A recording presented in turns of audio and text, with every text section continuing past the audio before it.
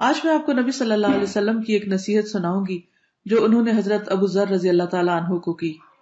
اس میں ہمارے سیکھنے کی بہت سی باتیں ہیں. مشکات میں ایک حدیث ہے. ابو ذر رضی اللہ عنہ نے عرض کیا، یا رسول اللہ صلی اللہ علیہ وسلم، مجھے کوئی نصیحت فرمائیے.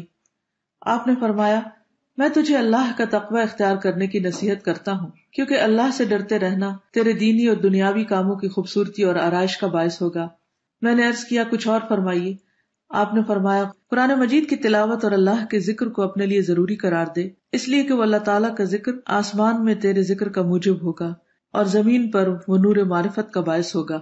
میں نے عرض کیا، کچھ اور بتائیے. آپ نے فرمایا، طویل خاموشی اختیار کر، اس لیے کہ خاموشی شیطان کو رسوا کرتی ہے اور امر دین میں تیری مددگار ہے. میں نے عرض کیا، کچھ اور فرمائیے. آپ نے فرمایا، اپنے آپ کو زیادہ ہنسنے سے بچا، اس لیے کہ زیادہ ہنسنا دل کو مردہ کر دیتا ہے اور چہرے کی شگفتگی کو زائل کر دیتا ہے. میں نے عرض کیا، کچھ اور فرمائیے. آپ نے فرمایا، سچی بات کہہ اگرچہ وہ تلخ ہو. میں نے عرض کیا، کچھ اور فرمائیے. آپ نے فرمایا، دینی امور کے اظہار میں کسی ملامت کرنے والے کی ملامت سے نہ ڈرو. میں نے عرض کیا، کچھ اور فرمائیے. آپ نے فرمایا، جب کسی کی عیب گیری یعنی عیب اچھالنے کا خیال تیرے دل میں پیدا ہو تو اس کے اظہار سے تجھے تیرا یہ خیال روک دے کہ مجھ میں بھی کچھ عیب ہے. سبحان اللہ، کتنی پیاری نصیحتیں ہیں جو ہمارے نبی صلی اللہ علیہ وسلم نے کی.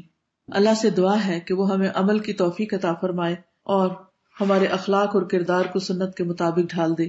السلام علیکم ورحمۃ اللہ وبرکاتہ.